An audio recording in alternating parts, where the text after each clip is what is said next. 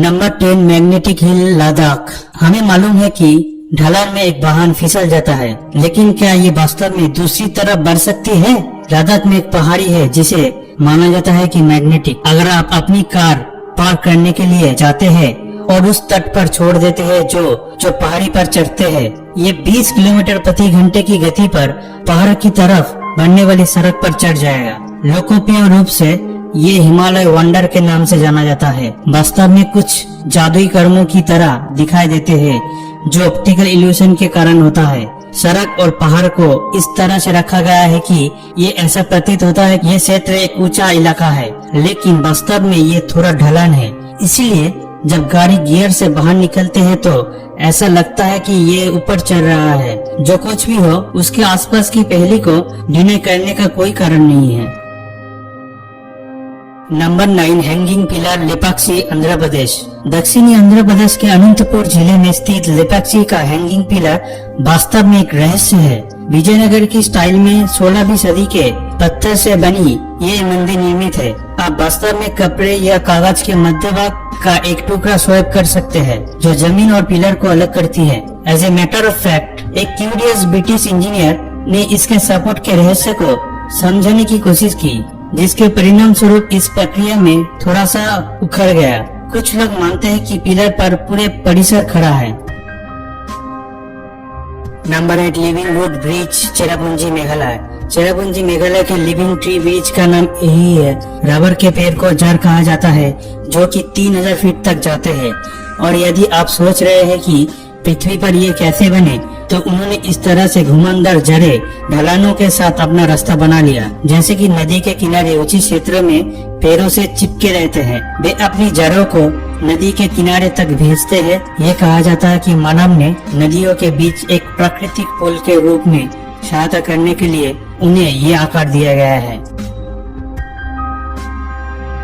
Number 7 floating lake Loktak Manipur. Bharat के उत्तर पूर्वी Loktak lake सबसे बड़ी मीठे पानी की झील है। इसके फ्लोटिंग फुंडीज के कारण इसे दुनिया का एकमात्र अस्थायी झील का नाम दिया गया है। इसकी प्राकृतिक सुंदरता के अलावा ये झील मणिपुर की अर्थव्यवस्था में बड़ी भूमिका निभाती है। Hydro power generation, irrigation, drinking water supply और स्थानीय मछुआरों के लिए जीविका के रूप में सेवा करते हैं। लोकटक पर फुंडीस या फ्लोटिंग आइलैंड का केबुल लमाजो नेशनल पार्क है, जो लुप्तप्राय मणिपुर हिरन का अंतिम प्राकृतिक शरण है।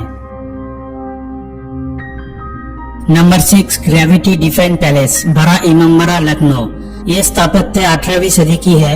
नवाब असफ-उद-दौला ने इस अद्भुत मिश्रण को यूरोप और अरबी वास्तुकला को एकदम सही सद्भाव में बनाया है। सेंट्रल हॉल 50 मीटर लंबा है और लगभग 3 मंजिला ऊंची किसी भी पिलर या बीम के सपोर्ट के बिना खड़ी है। मेन हॉल भूल भुलैया की वास्तुकला या 1000 से अधिक सीढ़ियों के लिए जाना जाता है। इमामबाड़ा परिसर में भरपूर उद्यान, शानदार मस्जिद और बावड़ी है। Number 5 land of black magic Mayong Assam. Mayong के रहस्य का एक ढेर जो कि काले जादू की भूमि के रूप में जाना जाता है। पवित्र वाइल्ड लाइफ सेंचुरी के निकट गुवाहाटी शहर से 40 किलोमीटर दूर एक गांव है। ये लोकप्रिय माना जाता है कि मायोंग सांस्कृतिक शब्द से भ्रम के लिए माया का नाम आता है। जानवरों में परिवर्तित होने वाले और पतली हवा में गायब होने वाले मनुष्यों को कई कहानियां मायोंग से जुड़ी हुई है। जाति और जादू पारंपरिक रूप से प्रचलित थे और पीढ़ियों से गुजरते थे। आयुर्वेद और कला जादू के कई प्राचीन अवशेष अब मायोंग सेंट्रल संग्रहशाला में संरक्षित है। नंबर 4 द एबंडोनेड विलेज कुलधारा राजस्थान। लगभग 200 साल पहले कुलधारा में 1500 से अधिक पलीवाल ब्राह्मणों का घर था, जो कि ऐसी समुदाय के वंश थे जहां 5 से ज्यादा सदियों से यहाँ रहते थे। हालांकि एक दिन 85 गांव के निवासियों सहित पूरी आबादी भाग गए रातों रात। लोक कथाओं के अनुसार कुलधारा के लोग न केवल गांव को छोड़ दिए थे, बल्कि इसके बजाय उन्होंने इसे किसी श्राप के साथ छोड़ दिया। किसी भविष्य के बस्तियों को मना कर दिया। आज का जो कोई भी बचा है वो कुछ इमारतें, एक पुराने मंदिर और अफवाहें है जो अचानक निकासी की व्याख्या करने की कोशिश करती है। Number 3 twins town Kodinhi Kerala.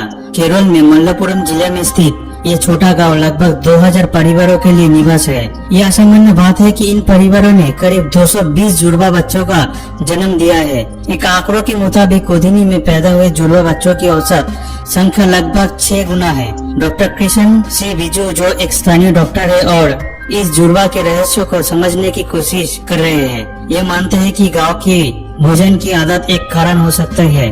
कई रिसर्चर्स ने परिणाम प्राप्त करने की कोशिश की है, लेकिन कोई भी सफल नहीं हुआ है। नंबर 2, मास बर्ड सुसाइड, झटिंगा, असम। असम में एक छोटे से गांव झटिंगा में सब कुछ है जो आप एक पीसफुल हॉलिडे डेस्टिनेशन में उम्मीद कर सकते हैं। हालांकि इसके हरे भरे हरियाली और पहाड़ों की पृष्ठभूमि के बजाय झटिंगा एक रहस्यमय घटना से प्रसिद्ध है, जो हर साल मानसून के अंत के महीने के दौरान होता है। सूर्यास्त के ठीक बाद जब लोग रात के लिए तैयारी में व्यस्त है, तब सैकड़ों प्रवासी पक्षियों ने आत्महत्या कर देते हैं। ये अक्सर होता है। कोई आश्चर्य की बात नहीं है।